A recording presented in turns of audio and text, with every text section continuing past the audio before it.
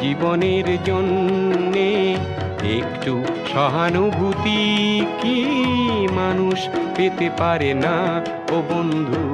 মানুষ মানুষের জন্যে।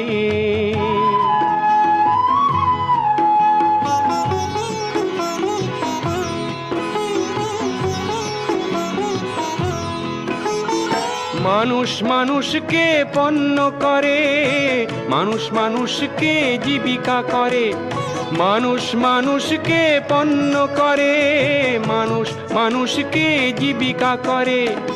পুরনো ইতিহাস ফিরে এলে লজ্জা